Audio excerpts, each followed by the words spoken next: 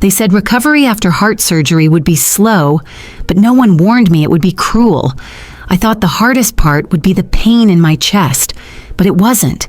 It was the moment I asked my daughter-in-law for a glass of water, and she turned to me, cold as ice, and snapped, "We're not your servants." In that moment, I wasn't a mother. I was a burden. A ghost in the house I gave them, the house I bought with the life insurance from my husband's death.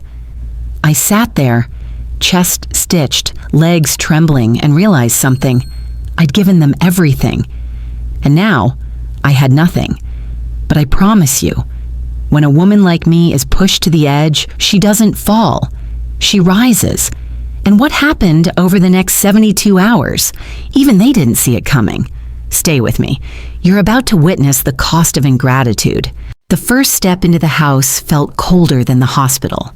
The air didn't carry the warmth of home, but a strange, clinical stillness, as if the walls no longer recognized me. I paused by the doorway, the edge of the doormat curling up slightly under my slippered foot. This was supposed to be my sanctuary. I bought it after George passed, paid in full from the life insurance, and handed it to Ethan and Rachel so they could have a fresh start. It was meant to be our family's legacy. But now, as I crossed the threshold with a heart stitched back together, I felt like a guest. Rachel greeted me with a bright smile, all teeth and surface charm. "Welcome home, Mom. You just relax, okay? Don't worry about anything. We've got it all handled." She took my overnight bag with a little too much enthusiasm. Her perfume was different, sharper, almost acidic, and the hug she offered felt more obligatory than affectionate. I scanned the living room. The furniture had changed. Sleek, modern pieces I didn't recognize had replaced the oak table and George's favorite recliner. Even the curtains were new, pale gray instead of the floral print I'd chosen. My wedding photo with George, which used to sit proudly on the mantel, was missing. In its place, a minimalist clock and a framed quote that read, "Self-care isn't selfish." "Where's the picture of your father?" I asked, nodding toward the fireplace. Rachel's voice was smooth. "Oh, we're just decluttering. You know, fresh energy for the new season." Fresh energy. She spoke like I was a passing season too, something to clear out. I felt the stitches in my chest tighten with each breath. It wasn't just the surgery that made breathing hard, it was the sudden realization that I didn't belong here anymore. Still, I smiled and nodded. I had always been the peacemaker, the quiet one. George used to say I was the glue that held things together. So I swallowed the lump in my throat and made my way to the guest room, formerly my bedroom. Even that had changed. The floral quilt I'd stitched by hand was gone, replaced with a beige throw that matched nothing in the house. My side table was empty. The drawer I once kept my journal in now held Rachel's fitness bands and essential oils. "I hope the setup's okay," Rachel said from the doorway. "We just wanted to give the space a bit more functionality." I smiled thinly. "It's fine." Ethan hadn't said a word since I walked in. He sat on the couch, thumbs tapping away at his phone. Not even a glance. My chest throbbed. I eased myself onto the edge of the bed, legs trembling from the short walk. The hospital said I'd need rest, fluids, and support. I had 2 out of 3. "Rachel," I called gently, "could I have a glass of water, please?" She didn't answer right away. I heard the television volume drop, followed by the clatter of her bracelets as she walked into the doorway. "Mom," she said, voice tightening around the edges, "we're not your servants." I blinked. The words didn't register at first. They floated in the air between us, surreal and impossible. "What?" I asked, more out of disbelief than defiance. She folded her arms, leaning against the doorframe. "You can get up and get it yourself. You just walked in fine. Don't play the invalid card already." Behind her, Ethan chuckled softly at something on his phone. He didn't even look up. I stared at Rachel, searching for the girl who used to call me Mama Mags, who once cried in my lap when she and Ethan had their first miscarriage, who said she was grateful every day that I gave them this house. She was gone. Or maybe she was never real. I stood up slowly, each movement sending sharp reminders through my ribs. I refused to cry. Not now, not yet. I wouldn't give them the satisfaction. "I'll get it myself," I said softly, brushing past her as she moved aside without another word. In the kitchen, I found the faucet handle had been changed.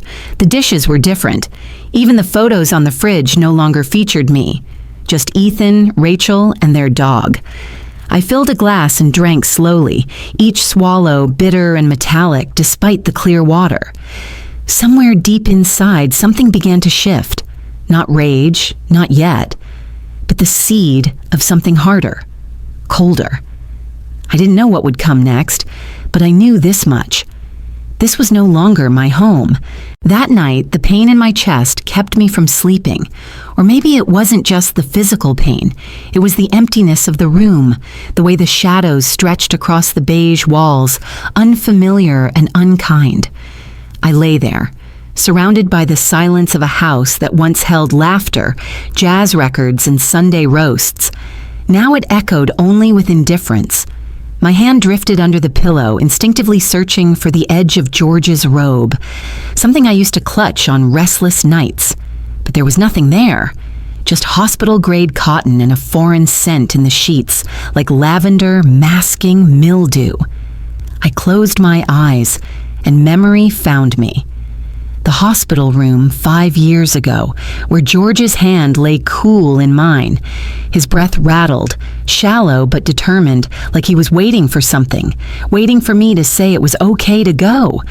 "You gave us everything," I whispered to him through my tears, "and I promise I'll take care of them. I'll use what you left us wisely. I'll build something for them, for Ethan, for our legacy." His lips had barely moved, but I heard it clear as a bell. "You always knew what mattered, Maggie." The insurance came 2 weeks later, $350,000, more than we ever thought we'd see at once. I could have downsized, moved to a quiet condo, and lived out my years reading mystery novels and attending garden club luncheons, but I didn't. I bought this house, gave it to Ethan and Rachel so they'd have a home, a future. Family takes care of family.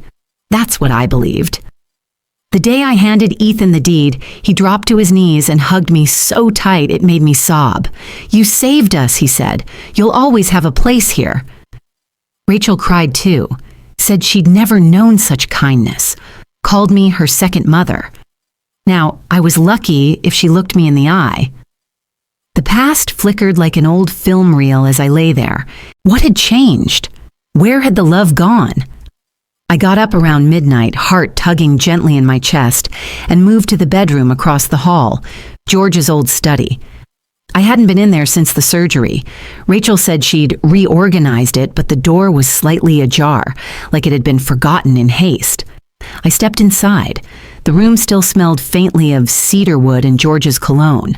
His old desk sat in the same corner, though the bookshelves had been emptied, replaced with minimal storage bins labeled craft supplies and seasonal decor. On the far wall behind a framed print was the safe, a small, discreet keypad behind a false panel.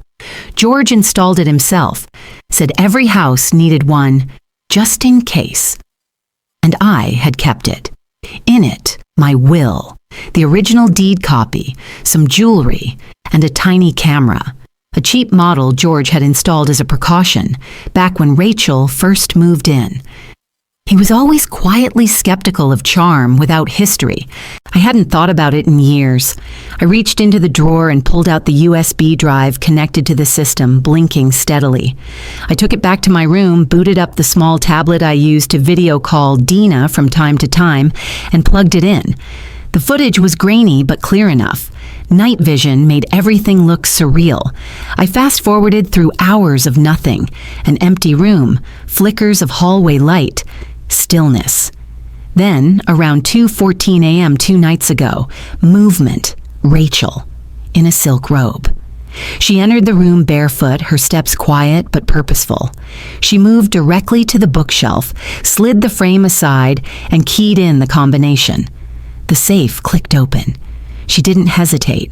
She reached in, took out something, I couldn't quite see what, and stood there for a long moment, reading or examining it. Then she returned it and left. I sat frozen. Maybe it was the will, Maybe the deed, maybe my medicine list. Maybe she just wanted to know how much longer I'd be around. I didn't know which thought chilled me more. For the first time since George died, I felt truly unsafe. Not just unloved, unsafe. I shut off the tablet and held it in my lap, as if it might vanish if I didn't keep it close. My mind reeled with possibilities, fears I couldn't yet give voice to. I thought I'd come home. But what kind of home is it when you have to hide from the people who live under your roof? The morning light crept through the half-drawn blinds, casting pale stripes across the foot of my bed. I sat upright, sleep-deprived and haunted by the grainy image of Rachel at the safe. The memory clung to me like a fog. Something wasn't right. And it wasn't just the missing warmth of this house. It was the way Rachel moved, too familiar with secrets that should have never been hers. I needed to act, but carefully. At breakfast, I forced a smile as Rachel slid a plate of dry toast and half a banana across the table. Ethan scrolled through his phone beside her, oblivious or pretending to be. I cleared my throat gently. Rachel, do you remember where you put the property papers? I'd like to go over them. She didn't even look up from her coffee. You're still recovering, Mom.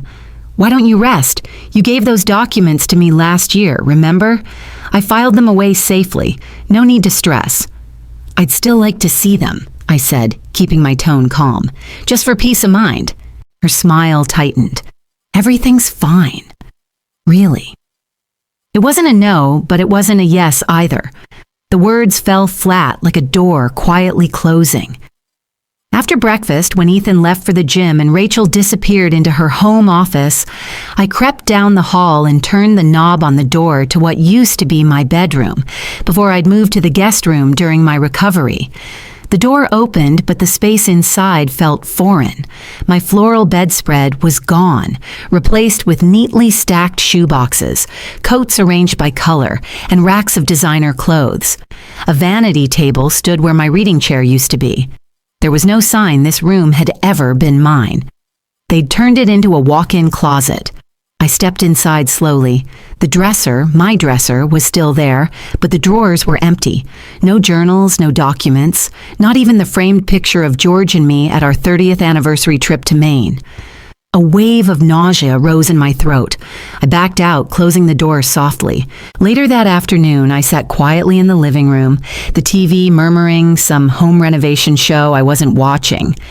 Rachel walked in, holding her phone, tapping a message. She glanced at me. "Want some water?" she asked. It took me a second to realize she was offering, not waiting for me to ask. "Yes, please," I said, my voice dry from hours of anxiety. She disappeared into the kitchen. The faucet squeaked, the sound familiar and distant. She returned with a tall glass, half filled with water and 2 ice cubes clinking gently against the side. I brought it to my lips and took a sip. Immediately, I stopped.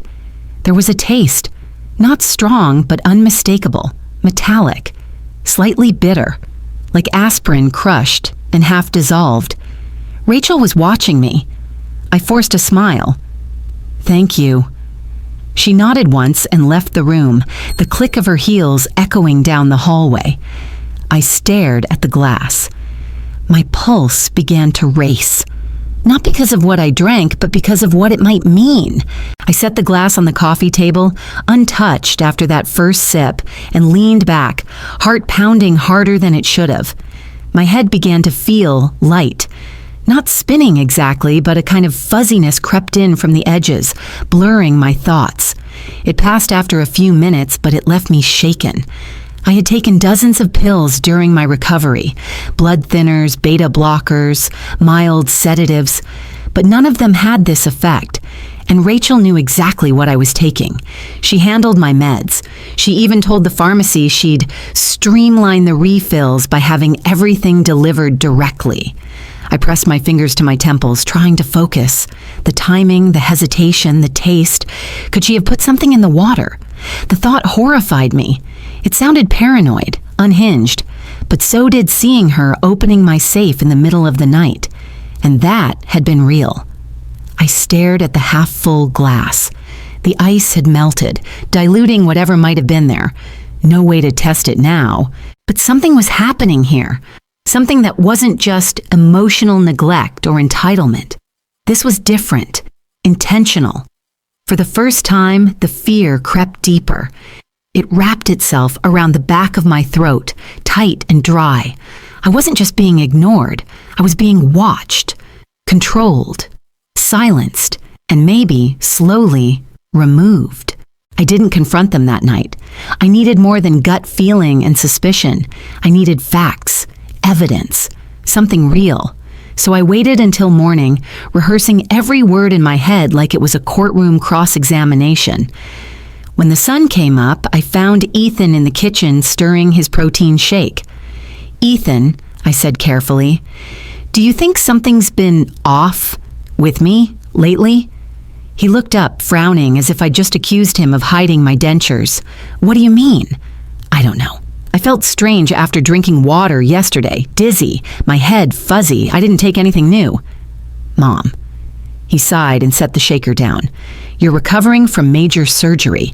You've got a dozen pills in your system, and you've been stressed. You're imagining things." "I'm not imagining a metallic taste in my water." He didn't even flinch. Maybe the glass wasn't rinsed properly. Rachel runs the dishwasher twice a day. It happens. At that moment, Rachel walked in, hair still wet from her shower. She was in silk again, always silk now, soft and cool like ice. When she saw our faces, she paused. "What's going on?" "She thinks you drugged her," Ethan said flatly. Rachel blinked. For 1 second, just one, I saw something behind her eyes. Shock or calculation, I couldn't tell. But then she gasped and placed a hand over her mouth. "Oh my God," she whispered, voice cracking. "Is that what you think of me?" "I didn't say that," I replied quietly. She turned away from me, tears brimming, shoulders shaking. "I gave up my job to care for you. I cook, I clean, I organize your pills, and now you think I'm trying to poison you?" Ethan rubbed her back. "It's just stress. She didn't mean it." "I just want to be sure," I said, though my voice felt too small. "I want to see my doctor. I want some tests." Rachel turned back, wiping her cheeks. "We already scheduled a follow-up with Dr. Kessler, remember? Next week. You circled it on the calendar yourself." "I hadn't. I never wrote anything on that calendar." "Can we move it up?" I asked. "I'd like to go tomorrow." Rachel shook her head. "He's booked. You're lucky we got that spot at all. Let's just keep the schedule in rest, please." Rest, that word again. Always her solution. Rest, nap, hydrate. Let her handle everything. She was starting to sound like a hospice nurse. Later that evening, after they retreated to their bedroom to watch TV, door closed, volume up, I made my move. I slipped into the hallway, moving slow to avoid the creaky floorboard outside the bathroom. In the hall closet, behind the extra towels, was the locked medicine drawer. Rachel kept it organized and safe, she'd said. She gave me a daily pill box instead of letting me access the full cabinet. But George had once shown me a spare key hidden in the lamp base nearby. I twisted it open, and there it was. The click of the lock echoed like a gunshot in the still hallway. I opened the drawer. It was all there. Row after row of prescription bottles. Mine, Rachel's migraine meds, Ethan's cholesterol pills, and then I saw it. A brown plastic bottle. No label. I opened it and stared down. Empty. I knew that bottle. George's name used to be on it. It was his old sleep medication, strong stuff he never used unless the pain from his back became unbearable. After he died, I tucked it away just in case. There had been at least 10 pills left. Now there were none. I checked the surrounding bottles. Nothing unusual on the surface, but the empty one sat like a blinking warning light. No one else should have known about it. Why would Rachel need those? A chill slid down my spine. Back in my room, I closed the door softly and sat on the edge of the bed, my breath shallow. I needed out. Just for a few hours. Just long enough to get checked out properly. That's when I remembered Dina. my best friend for 20 years. She lived 3 houses down and used to come over every Thursday for tea until Rachel started rescheduling our visits. I reached for the landline. My cell phone had mysteriously disappeared 2 weeks ago and dialed her number. Heart pounding. Hello? Dina, it's me, I whispered. Maggie, what's wrong? You sound winded. I need a favor, I said, trying to keep the shakiness from my voice. I need to go to the doctor, not the one Rachel scheduled, a private visit, quiet, tomorrow. Silence then. You just say when, I'll be there. Can you pick me up at 7 a.m. before they're up? Of course. Want me to bring anything? Just you. I hung up and stared at the wall. Tomorrow, I would find out the truth. And if my instincts were right, then the water was only the beginning. The next morning, I was awake before the sun. My old bones protested as I moved quietly, dressing in the clothes I'd set aside the night before. Comfortable slacks, flat shoes, a light cardigan. I checked the small canvas purse twice. ID, insurance card, a notepad with the questions I planned to ask the doctor, and the USB stick from George's safe with the surveillance footage. Dina would arrive at 7 sharp. Everything had to go smoothly. I tiptoed through the hallway, the silence of the house wrapping around me like a warning. In the dim morning light, even the pictures on the wall looked like strangers. Ethan's graduation photo, Rachel smiling on her wedding day. All of them framed in gold, like reminders of promises long since broken. At the front door, I turned the knob gently. It didn't move. I frowned, twisting harder. Still nothing. I flipped the deadbolt back and forth. Useless. The door wouldn't open. It was locked from the outside. My heart skipped. I tried the side door by the kitchen. Same result. Even the sliding door in the back was wedged shut with a heavy bar I hadn't seen in years. Panic rose like bile. I was locked in. I picked up the house phone and dialed Ethan's number. It rang just once before he picked up. "Hey, Mom," he said, voice groggy. "Something wrong?" "Yes," I said sharply. "The front door is locked. I can't open it. Did you do something to the locks?" A pause. "Oh, that." He gave a soft chuckle. "You probably forgot. We've been having issues with the latch. It sticks. Rachel said she'd get it fixed today." "I didn't forget. I just used that door yesterday." "Well," he said with a tone that made me clench my jaw, "maybe you just need to rest. You've had a lot on your mind lately." My stomach twisted. "I need to get out," I said flatly.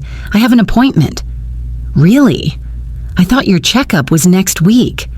I made another one, a private one. Silence. Then a voice in the background. "Rachel." "Put her on speaker," she said, then louder. "Mom, listen, we're just trying to take care of you, okay? You're recovering. You don't need to be running around in the morning alone." "I'm not a prisoner," I snapped. "No one said you were," she replied sweetly. "But just for peace of mind, I'll be holding on to the keys for now.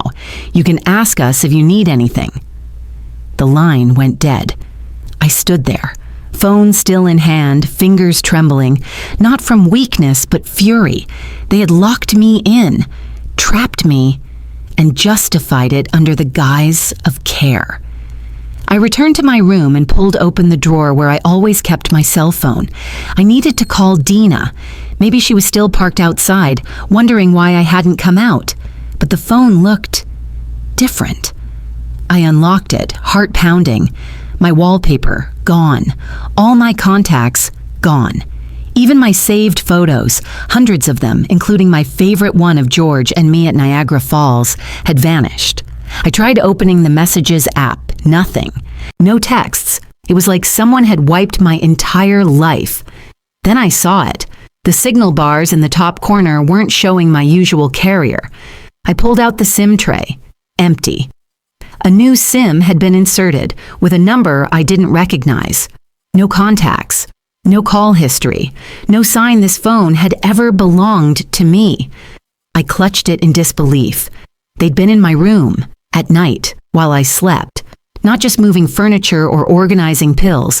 They had taken my phone, gutted it, replaced it, so I wouldn't have access to my contacts, my friends, my records.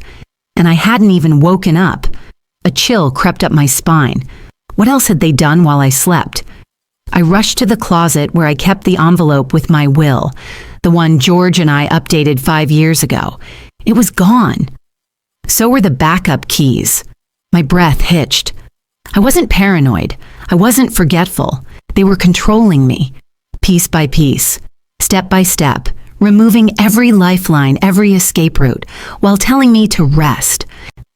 I sat down hard on the edge of the bed, mind spinning. I needed help, and I needed it fast. But first I needed a new plan, because if I waited for Rachel and Ethan to let me leave, I might never walk out of this house again.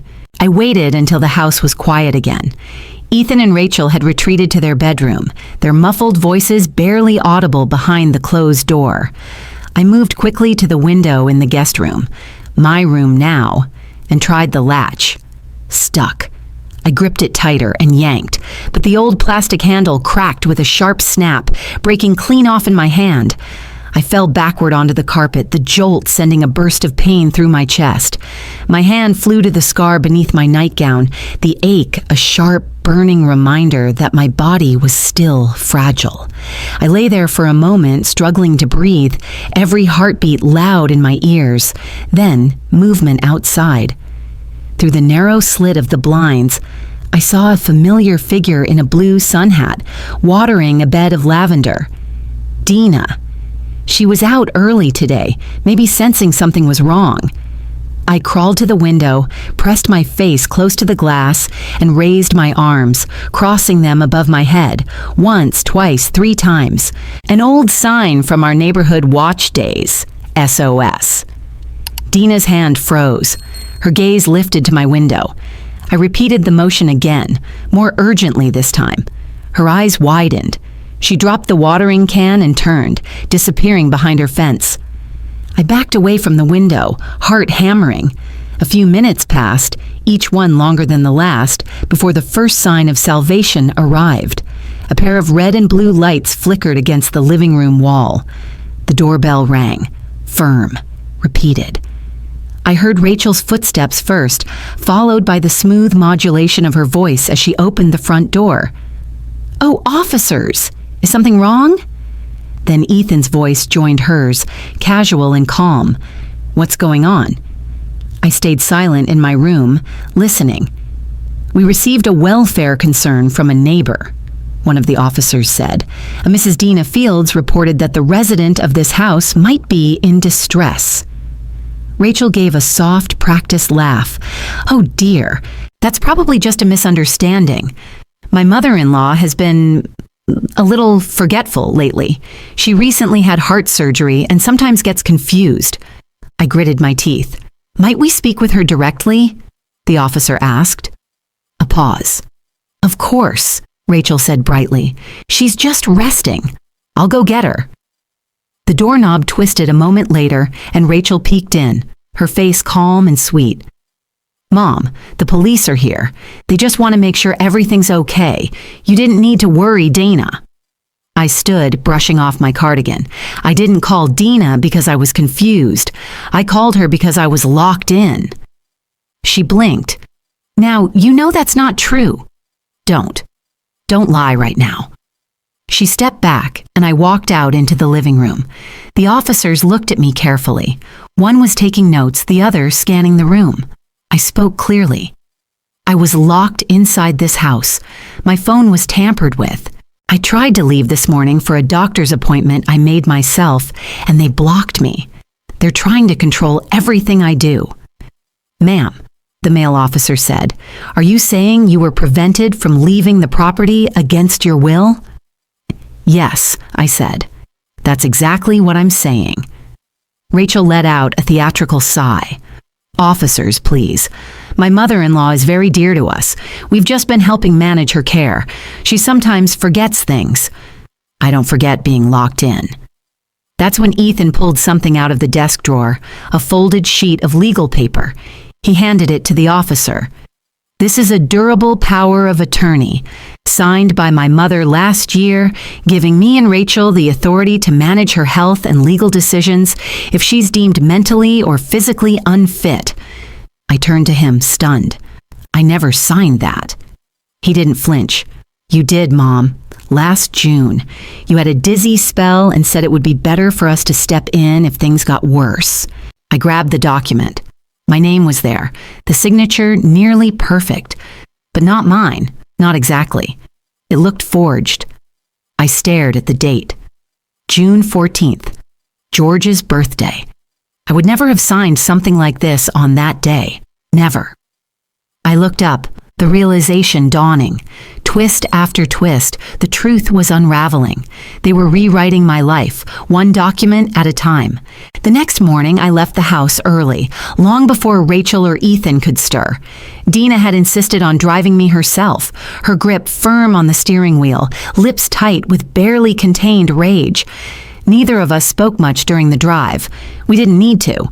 The silence between us was full of unspoken resolve. We arrived at the brick law office tucked between a bakery and an antique store downtown. Blake and Weston Legal Services, the gold-lettered sign read.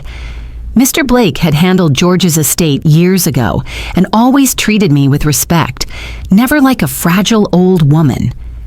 Inside, the scent of leather and pine cleaner greeted us. A young receptionist led us to a quiet conference room where Mr. Blake, still in the same tweed suit he'd probably worn since the Clinton administration, stood to shake my hand. "Margaret," he said warmly, "so good to see you again. What brings you here today?" I sat, took a breath, and placed the folded power of attorney document on the table. "This," I said, "my son claims I signed this. I don't remember it. I need you to tell me if it's real." He adjusted his glasses, scanned the document, and frowned slightly. June 14th, last year. He looked up. "Does that date mean anything to you?" "It was George's birthday," I said, "and the day I had a cardiac episode. I was in the hospital." His frown deepened. "Let me pull up the original notary record." He typed on his laptop while I gripped the chair arms, heart thumping. Dina reached over and gently patted my hand. A few moments later, Mr. Blake looked up. "This was notarized by someone in our network, but I'll be honest, Margaret, the signature on this form doesn't match the one I have on file from your will. Not quite." I stiffened. "So it's fake?" "Not necessarily," he said carefully. "Signatures can vary. Illness, medication, age, they can affect handwriting. But you said you were in the hospital?" "Yes, that entire week I was on oxygen, barely conscious." Mr. Blake closed the laptop. "Then I think we need a handwriting expert." He made a call. Within the hour, a thin man in wire-rimmed glasses named Lewis appeared with a briefcase full of tools and documents. He took my statement quietly, then compared several known samples of my signature to the one on the power of attorney. Every movement he made was deliberate, precise, almost surgical. Finally, he sat back, tapping a pencil against the table. "This signature has several red flags," he said. "The line pressure is inconsistent with geriatric tremor. There's no hesitation, no lift between name components. It looks rehearsed." My stomach turned. "You mean forged?" "I would classify it as a simulated signature, meaning someone tried to copy hers. And not poorly, but not expertly either." Mr. Blake leaned forward. "Is it enough to contest legal validity?" "Yes," Lewis replied. "It's enough to open a full investigation. With a sworn affidavit and handwriting samples from the subject, we can challenge the document in court." I felt my body go cold. All this time, I thought I'd been losing my memory. They made me believe I was confused, but it wasn't me. It was them. I leaned back in my chair, trying to keep the tears at bay. Mr. Blake reached into a drawer and pulled out a thin file folder. "Margaret, I want you to consider your options carefully. If you choose to pursue this, we'll need to prepare formal revocation papers, not just for the power of attorney, but for the property transfer. You mentioned earlier that the house was a gift." "Yes," I whispered. 5 years ago, after George died, I gave it to Ethan and Rachel, but I stayed to live with them. It was meant to be a family home. then we may also have grounds to pursue undue influence and reclaim title rights, depending on how the deed was structured. Dina cleared her throat. I was there the day she gave them the house. It was all out of love. They didn't ask for it. Even better, Mr. Blake said. If we prove that trust has been broken or that the gift was based on expectations of care, which have clearly been violated, we can begin proceedings immediately. He looked at me, his expression serious. But this won't be easy. It's your word against theirs, unless we can gather further proof. I looked down at the table. I have something else, I said quietly, reaching into my purse. Something George left behind. I slid the USB stick across the table. Mr. Blake plugged it into his laptop. A series of dated folders appeared, each marked with a timestamp. He opened one, played a video. Rachel, standing in my room, at night, opening the drawer by my bed. She wasn't cleaning. She was taking something out. I looked away, sick to my stomach, but Mr. Blake's expression sharpened. This, he said, is what we needed. He began drafting the first document. I wasn't powerless anymore. I was taking my life back. That evening, after returning from Mr. Blake's office, I sat on the porch with Dina. She brought over 2 mugs of chamomile tea and a stack of unopened envelopes. These came to my address, she said, handing me the letters. Don't ask how I know. Let's just say someone in the post office still believes in watching out for neighbors. I opened the first one and stared at the bold red stamp. Final notice. Payment overdue. Second envelope, same thing, this time from a different bank. The third nearly made me drop my tea, my name, my address. A mortgage refinancing loan in my name, secured against the house I'd supposedly gifted to Ethan and Rachel. They used your identity, Dina said quietly. Rachel went to First Guardian Credit. She told the banker she had power of attorney for you, said you needed extra funds for medical bills. But I never saw a dime, I whispered. Nope, went straight into their joint account. Used some for house renovations, some for Ethan's car, and most recently, she leaned closer, plastic surgery consultation for Rachel. I didn't know whether to laugh or scream. While I was recovering from surgery, they were using my name like a credit card. The front door creaked open. Ethan stepped outside, rubbing the back of his neck. Can I talk to you alone? He asked. Dina gave me a look, one of warning, but she nodded and stood. I'll be back in 15, she said. Ethan sat down beside me, eyes on the street. I know, he said after a long pause, about everything. I stared at him, uncertain whether to believe it. I saw the bank statements. I confronted Rachel. She said it was temporary, that she'd pay it all back, that you wouldn't even notice. You let her continue, I said coldly. I didn't know how deep it had gone. She showed me that paper, your signature. She said you agreed. Did I look like I agreed when I was in the hospital, barely breathing? No, he admitted, you didn't.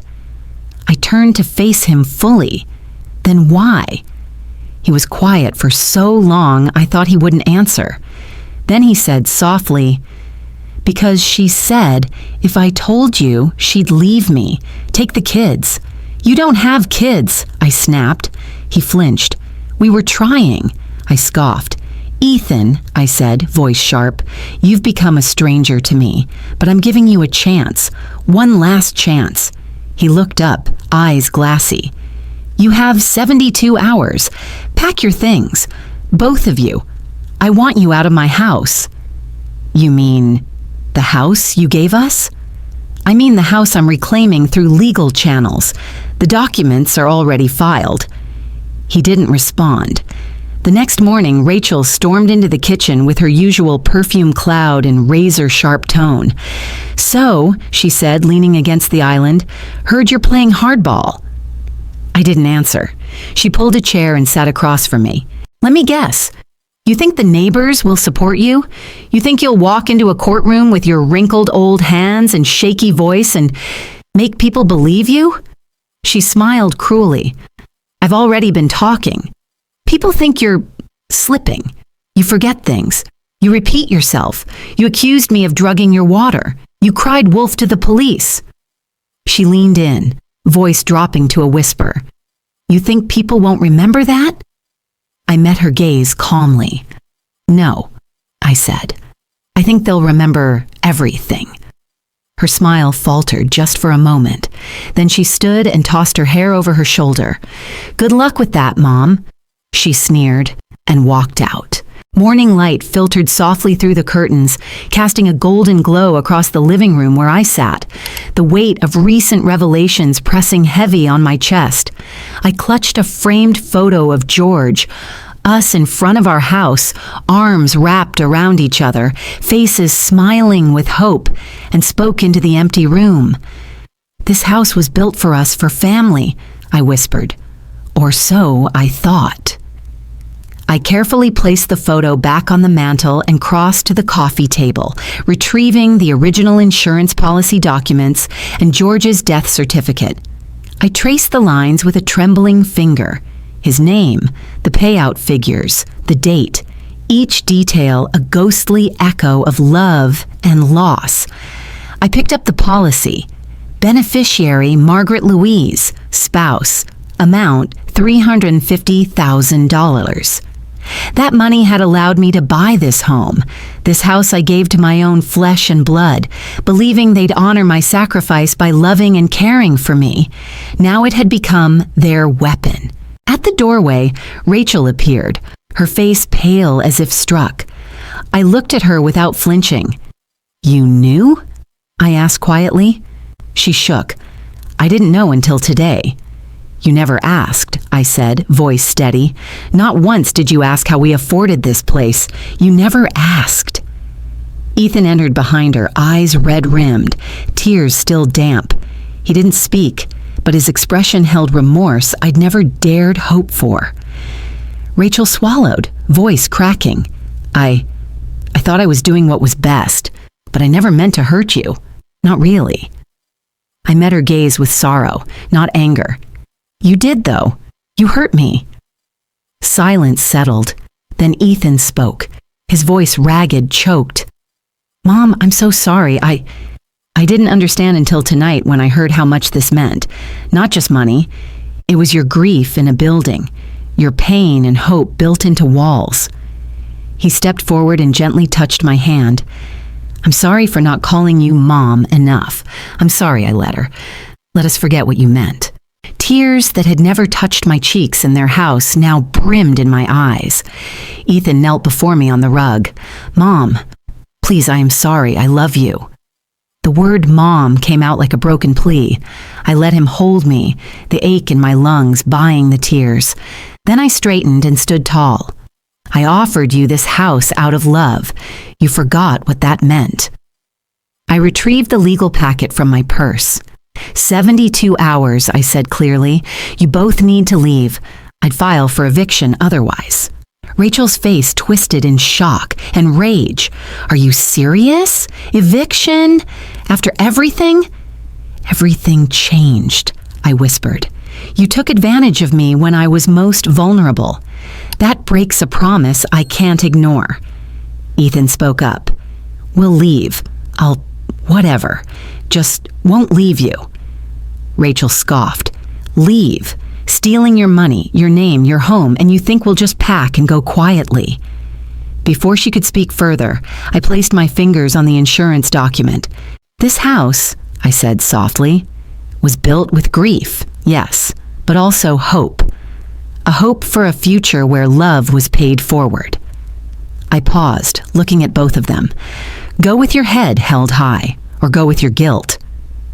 Rachel lunged toward me. "So dramatic," she spat. "You think the neighbors will believe you now?" I held up a hand. "The police would have the footage from Dina, the court would have Mr. Blake's expert testimony, the house would have title revert and clear proof righteously restored.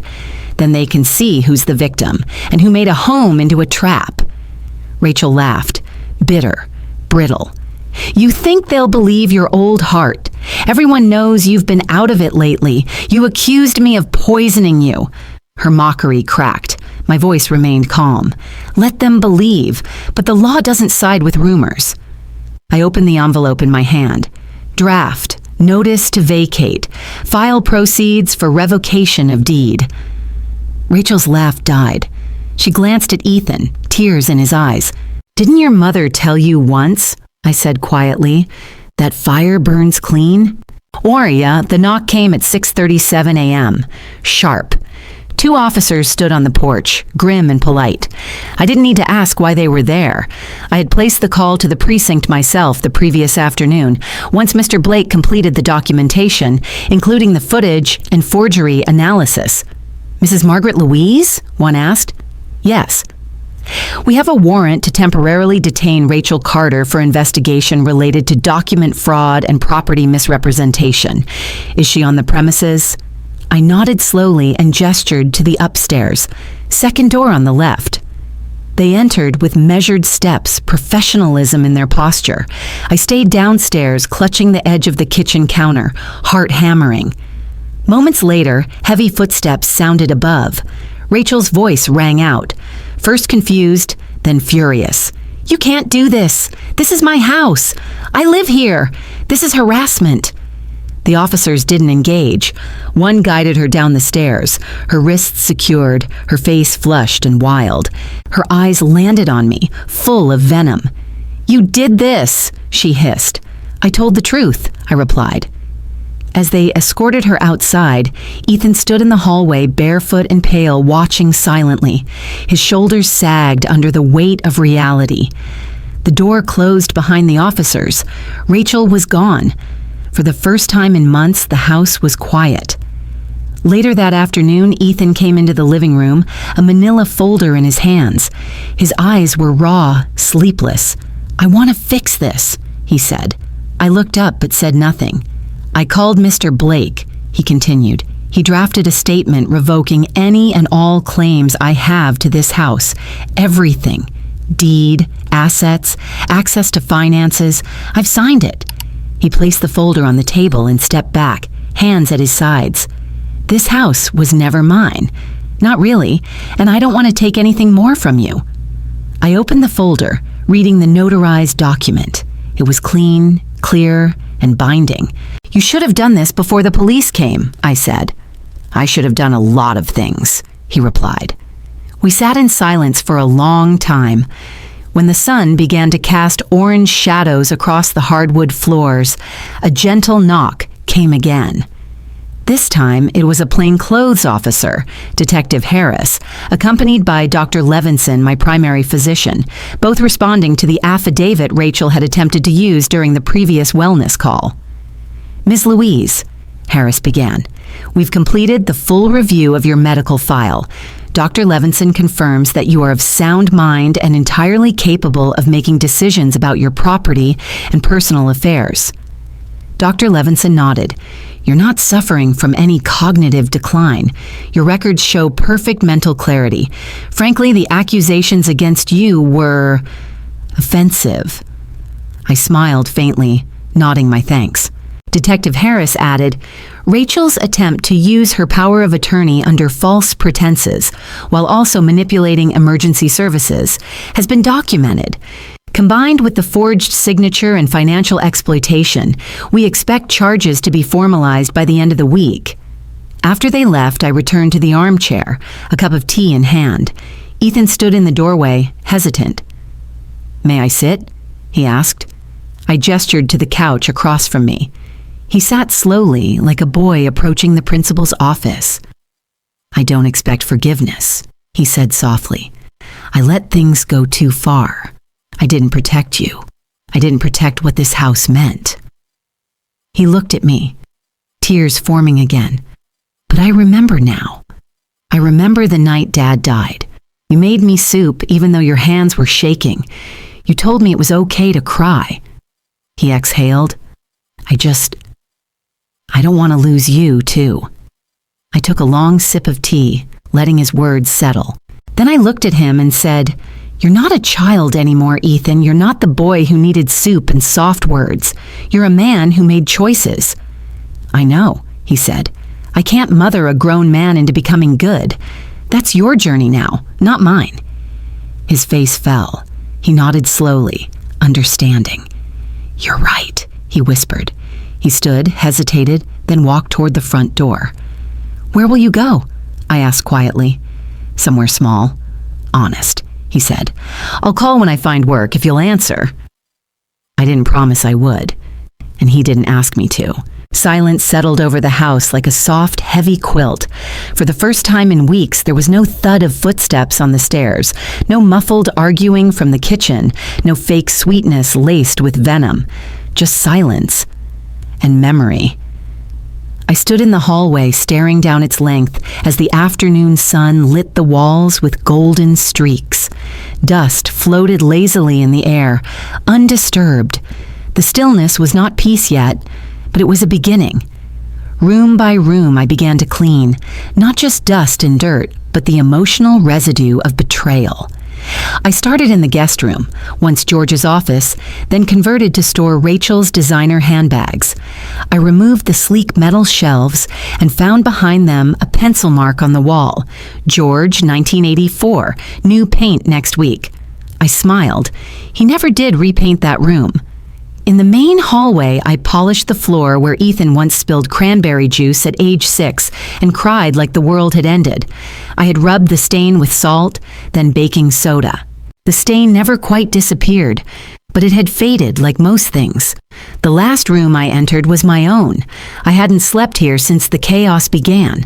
My nightgown still lay on the bed, untouched, folded like a forgotten part of myself. I sat down slowly, the mattress sighing beneath me. On the pillow was a note, Rachel's handwriting. The envelope was plain, unsealed, just my name, Margaret. I opened it carefully. "Margaret, I won't apologize. I know that's what you expect, but I've never been good at giving people what they expect. I did what I had to do. Maybe it was wrong in your eyes. Probably was. But I didn't grow up with mothers like you.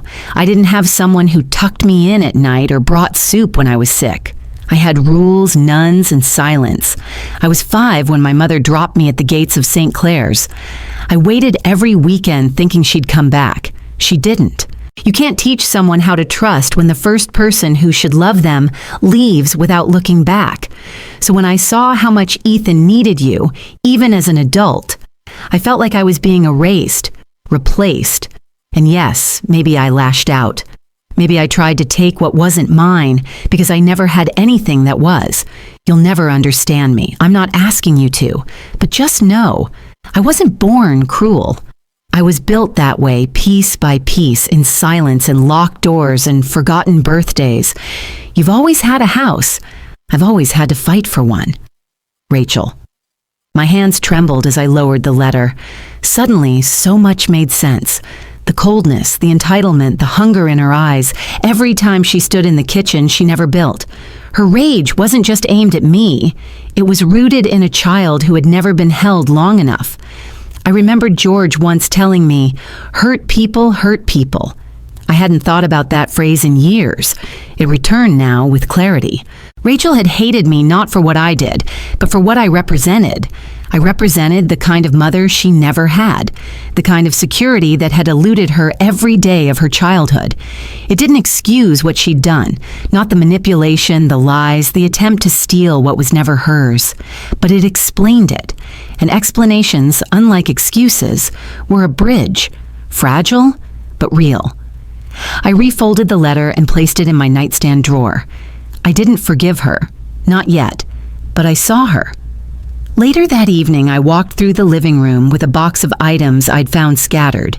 Ethan's childhood drawings, George's pocket watch, my mother's rosary beads. Each item went into its own drawer or shelf, back to where it belonged. I stopped in the foyer and looked at the front door. For months, I'd feared it would shut me in. Now, it promised freedom. But not before grief finished its work. I turned back and whispered, "This house remembers, and now it can heal." The late afternoon sun cast a warm, amber glow across the living room, illuminating the dust motes dancing in its light. Outside, the garden was quiet. the lavender still blooming pale purple like tiny candles against twilight's edge. I sat in my favorite armchair, a sturdy old piece once shared with George, and allowed the stillness to settle into my bones. A knock sounded at the front door. I wasn't surprised to see Ethan step in, paper envelope in hand. His eyes were cautious, vulnerable.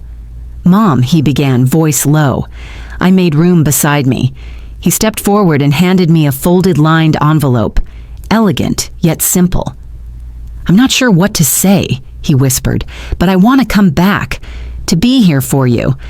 I know I can't live here anymore, not yet, but I want to help, with this house, with your days, if you'll let me." Tears pricked my eyes, not of betrayal now, but of fragile hope. He sat opposite me, knees knocking slightly. "You don't have to answer right away," he said. "I'll go."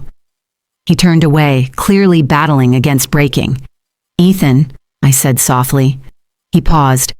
"I can't ask for love or a son to come back, but I can accept it." He looked up and I smiled. He moved closer, sat beside me, close enough I could feel the steady warmth of him beside me, like a bridge mending slowly. I took the letter from his hand. "Read it to me?" I asked. He opened it and swallowed. "Dear Mom, I don't know if I'll say this well, but you're the person I'm proud to be. Not the therapist said good son, but real. I remember how you baked cookies with me, read me stories, taught me who gave me life didn't need to earn your love. I don't want that lost. I want it back. Not just the house, but a family. Name me your son. Let me show you what that means now, not after everything. Ethan." I closed my eyes, feeling the words in my chest like embers. I leaned my head back, staring up at the ceiling. The house creaked around me, familiar yet different now.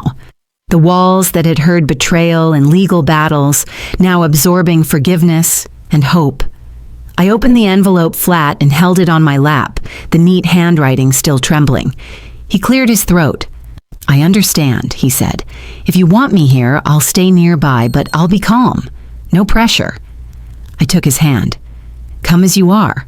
We'll start slow." He exhaled, relief washing over him. We talked quietly then about practical things. The insurance being redirected, the deed revoked, the legal limbo the house was in until final resolution, plans for what I might want to do with the rest of my life here. Each word, each small plan, felt like another light switch clicking on in a dark room. The sun slipped lower. Shadows lengthened across the floors, and I reached for my nightstand, where I'd placed George's leather-bound journal. My hands trembled as I opened it to a page I'd never read. The handwriting was George's, sloping, calm. "If you read this, my love, thank you for staying. You stayed when it was darkest. You held us. I wish I could have stayed longer to do the same for you, but I have one request. If you ever find yourself at the end of your patience, at the edge of losing hope, forgive whoever hurts you first, for they hurt you because they were hurt before. They hurt because they don't know better, and you have always known better. If you read this, forgive them. They're more broken than you." I closed my eyes and felt the words settle. A quiet, powerful current through me. Ethan squeezed my hand. I blinked open my eyes and stood. "I need water." I moved to the kitchen, the house guiding me, each step measured, mindful. I filled a glass with cool water, watching the ice melt, listening to the steady tap. I carried the glass back to the chair where Ethan waited and sat down. He watched me. I drank. The water slid down crisp and clean, flavorless and clear. It was a simple act, a promise. I set the glass on the table. The sun dipped below the horizon, letting evening shadows stretch across the room. I breathed. Quietly, I said, "I have poured my own water now, and it's no longer bitter."